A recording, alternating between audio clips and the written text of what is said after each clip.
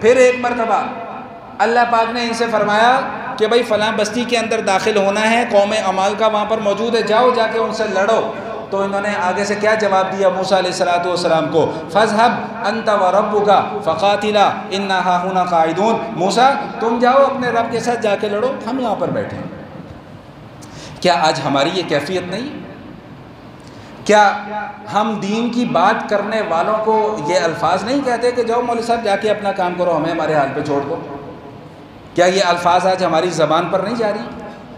کیا کوئی نصیحت کرنے والا جب ہمیں نصیحت کرتا ہے تو کیا اس کی نصیحت کو ہم یہ کہہ کر نظر انداز نہیں کر دیتے کہ جی کتنے لکھے ہوئے جی وہاں سن؟ آج ہمارے معاشرے کے اندر یہ زہر گھولا جا رہا ہے نئی نوجوان نسل کے ذہنوں کے اندر، تحقیق کے نام پہ، ریسرچ کے نام پہ۔ کیا کہ بھائی سوال کرو، سوال کرو، سوال کرو، بھائی یقیناً سوال کرو، لیکن سوال وہ کرو جو سوال بنتا ہو۔ سوال وہ کرو جو جواب دیے جانے کے قابل ہو، وہ سوال نہ کرو کہ جو تمہاری اوقات سے بڑھ کر ہو۔ یاجوج ماجوج کہاں پہ ہیں؟ پہن لب لو جا کے، تو انہوں اتنا شوق ہے گا۔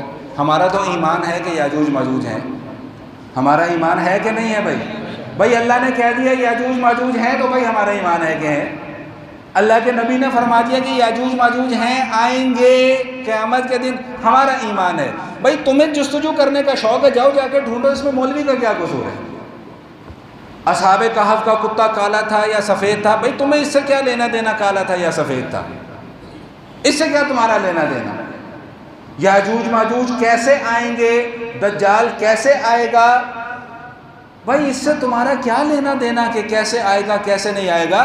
تمہارا لینا دینا تو اس بات سے ہے کہ جب وہ آئے گا تو کرنا کیا ہے، اس کی تیاری تو تم کر نہیں رہے، اور ادھر ادھر کے فضول قسم کے ابحاث اور فضول قسم کی الجھنوں میں عوام کو بھی لگایا ہوا ہے، بچوں کو بھی لگایا ہوا ہے، نوجوان نسل کو بھی اس کے پیچھے لگا دیا ہوا ہے۔ اب نوجوان نسل، اچھا انہوں نے چال کیا چلی ہے؟ انہوں نے چال کیا چلی 15-20 سالوں سے؟ چال کیا چلی؟ انہوں نے آہستہ آہستہ علماء کے خلاف بدزن کرنا شروع کر دیا۔ مولوی ایسے ہوتے ہیں، مولوی ویسے ہوتے ہیں، مولوی یہ ہوتے ہیں، مولوی وہ ہوتے ہیں، مولوی 2 نمبر ہوتے ہیں، مولوی 3 نمبر ہوتے ہیں، مولوی 4 نمبر ہوتے ہیں، مولوی 6 نمبر ہوتے ہیں، مولوی 8 نمبر۔ بچپن سے ایک زہر یہ دماغ کے اندر گھولنا شروع کر دیا گیا۔ آج 15-20 سال کے بعد وہ اپنے اس مشن کے اندر ایک حد تک کامیاب ہو گئے، اور وہ کامیابی کس نہج پر پہنچی؟ وہ کامیابی اس نہج پر پہنچ رہی کہ جس چیز کو یہ ریسرچ کا نام دے رہے ہیں، جس چیز کو یہ تحقیق کا نام دے رہے ہیں، وہ دراصل دین کے اندر رخنہ پیدا کرنے کی ایک کوشش ہے۔ بھائی جنت کے متعلق اب آپ سے کوئی سوال کرے، آپ اس کا جواب دے سکتے ہیں؟ نہیں دے سکتے۔ دوزخ کے متعلق کوئی آپ سے سوال کرے، اب جی اب لاجیکلی ہمیں جنت اور دوزخ، بھائی ہم لاجک کو نہیں سمجھتے۔ ایمان کا تقاضا یہ ہے کہ اللہ کے نبی نے فرما دیا جنت ہے تو ہمارا سر تسلیم خم کہ جی جنت ہے۔ اللہ کے نبی نے فرما دیا دوزخ ہے تو دوزخ ہے۔ اللہ کے نبی نے فرما دیا کہ دجال آئے گا تو آئے گا، کیسے آئے گا، کہاں سے آئے گا، اس کا ہمارا کوئی لینا دینا نہیں ہے۔ ہمارا لینا دینا اس چیز سے ہے کہ جب وہ آئے گا تو میرا اور آپ کا طرز عمل کیا ہوگا، کیا اس کے آنے سے پہلے اس کا مقابلہ کرنے کی ہم نے تیاری کر رکھی ہے کہ نہیں کر رکھی؟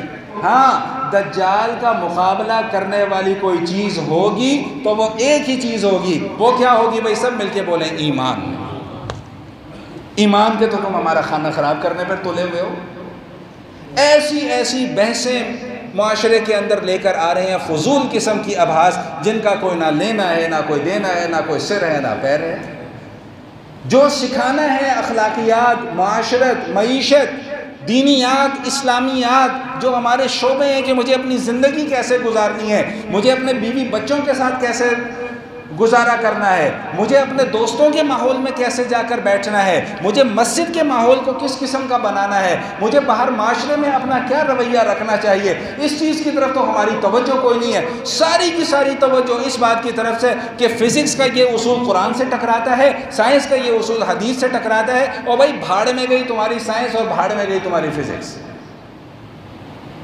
قرآن اور حدیث کے سامنے، اللہ کے فرمان کے سامنے، اللہ کے نبی کے فرمان کے سامنے کسی علم کی کوئی حیثیت باقی نہیں رہ جاتی۔ اللہ کا قرآن ہے تو ہم ہے، اللہ کے نبی کا فرمان ہے تو ہم ہے۔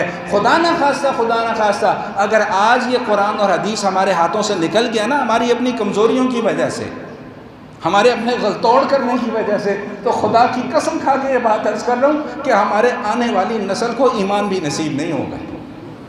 اس لیے خدا کا واسطہ ہے، خدا را سوچئے، غور کیجئے، فکر کیجئے، اپنا دین سیکھئے، اور دین انہی سے سیکھئے جو دین سکھانے والے لوگ ہیں۔ دین قرآن اسی سے پڑھیے جو قرآن پڑھنے اور پڑھانے والا ہے۔ ہر ایرا غیرہ نتو خیرہ اٹھ کے قرآن نہیں پڑھا سکتا۔